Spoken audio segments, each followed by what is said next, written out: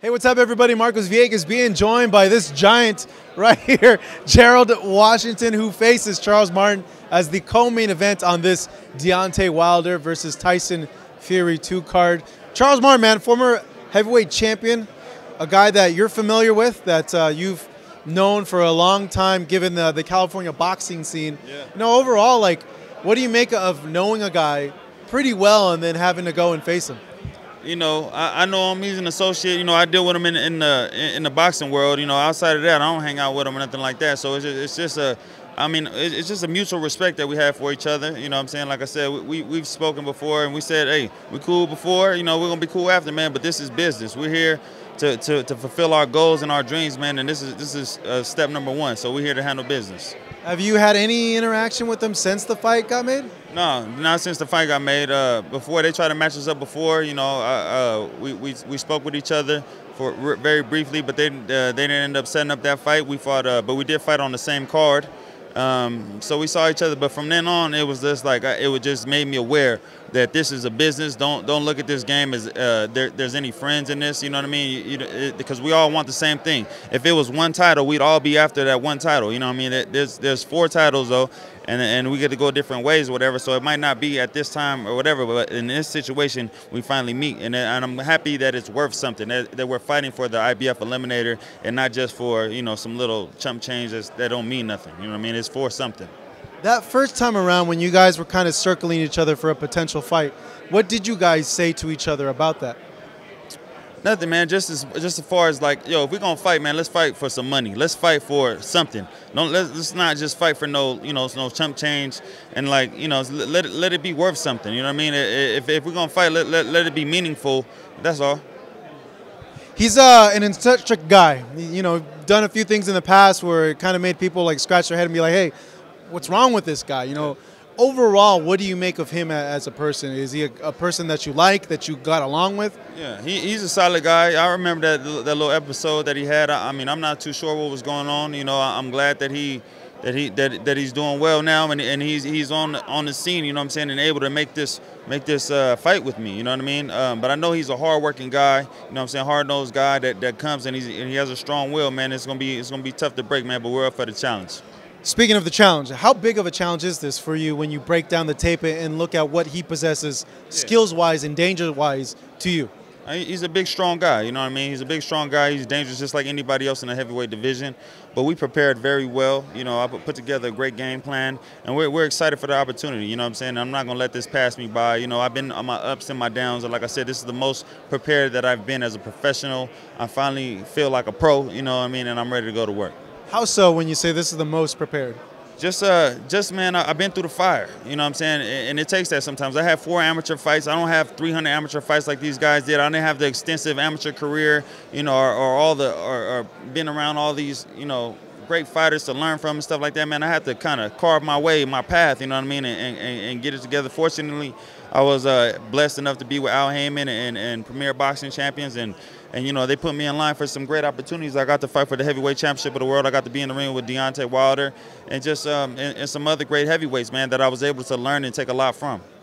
When you see Charles in the fights that he's had over the past 12 months, and especially the Nowak, I always get tongue-tied with his name, Adam Kaunaki. See, you're teaching me. I don't know why I couldn't get it out. But when you see that, do you see a fighter that's getting better or improving, or do you see a fighter that's kind of plateaued in your opinion? Charles. Charles is, yeah, man. Same with him, man. He's been through the fire as well. So I'm expecting the best Charles Martin that I've ever seen. You know what I mean? I've seen him in the ring. I know he has a great team. He has a great group of trainers. You know, world class, you know, championship trainers, and I'm expecting the best Charles. But I'm prepared for anybody, anything, any situation. I'm prepared for it, and I'm ready to show it. The IBF eliminator that you mentioned, the winner of this fight, have they told you gets the next crack at whoever the IBF champion is, who currently is Anthony Joshua? Yeah, the #2 spot is vacant. We're gonna be that'll put us in. And Pulev is the #1 guy. He's getting ready to fight, and that puts us in #2. I don't know if that just slides us up to #1 or how that works. I'm not familiar with that situation. But the only thing I'm worried about is on Saturday, man. Just taking care of business on Saturday, and everything else will fall into place. But nothing happens without taking care of business on Saturday. That's the #1.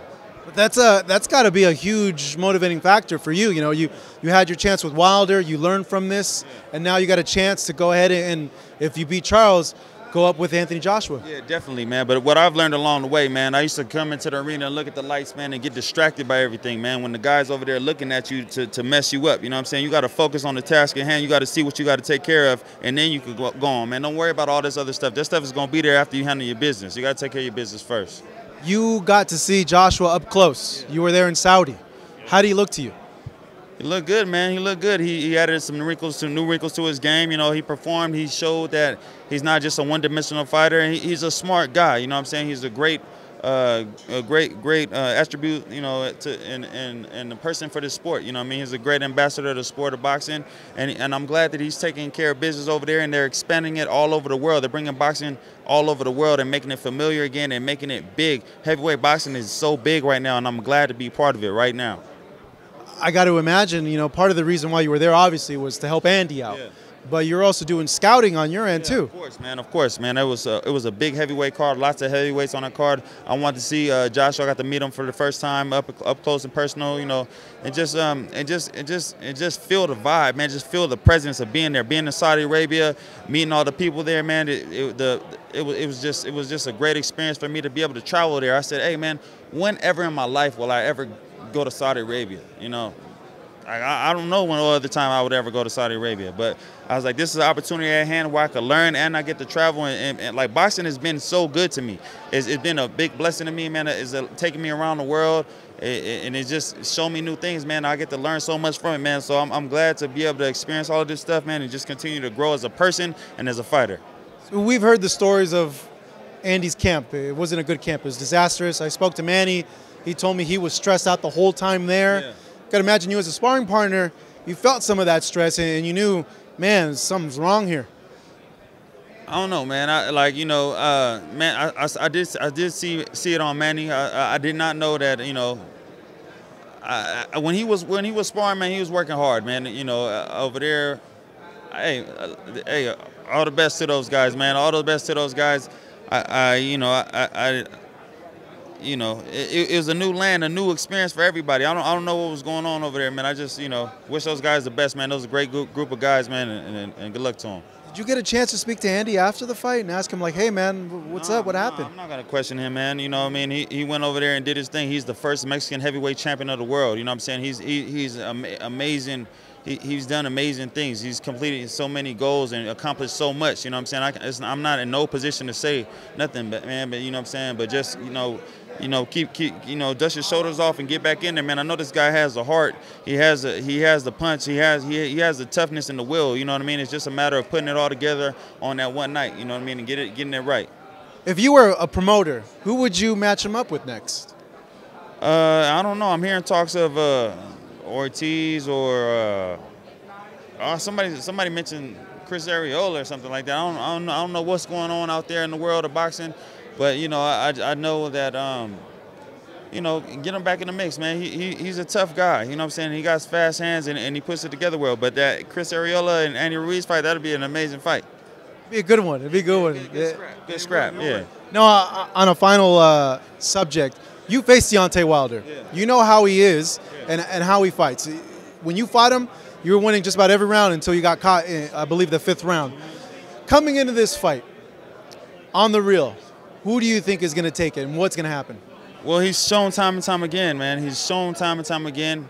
He's not trying to win the rounds. You know what I'm saying? Like yeah, you can pick and peck at him and win the rounds, but you're going to slow down. And he waits for you to slow down, and that's the moment where he capitalizes, man, and he takes you out of there, and that's what he does, and that's all he's worried about is landing that shot. You know what I mean? He does it time and time again. So, you know what I mean? We'll see if Tyson Fury, if he can put it all together, man. I know he's a great boxer. He's a great sportsman, and he's tough and strong and able to get up off the floor and go through cuts and keep fighting, man, and be tough.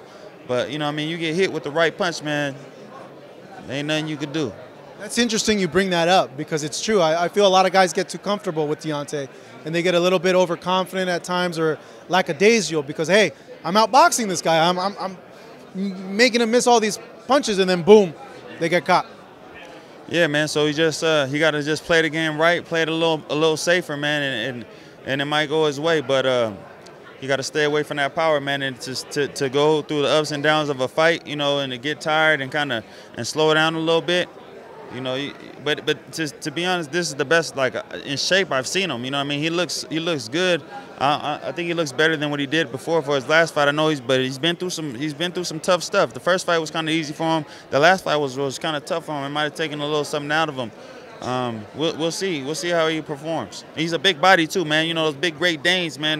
They when they get older, they start to slow down a little bit. You know what I mean? Deontay has a nice compact frame. You know what I'm saying? He's not carrying a lot of weight. He's slim. He got the snap. You know what I mean? He knows how to punch, and he believes in his power. That's dangerous. Do you see Fury winning anyway?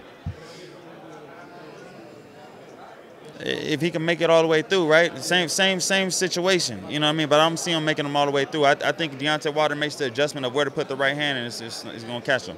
Gerald, man, it's good chatting with you. Thank you so much. Really appreciate it. Go to Tacos El Gordo after the fight. Yeah? All right. Gerald Washington fights a co-main event here on this Wilder versus Fury 2 card here in Las Vegas, Nevada against Charles Martin.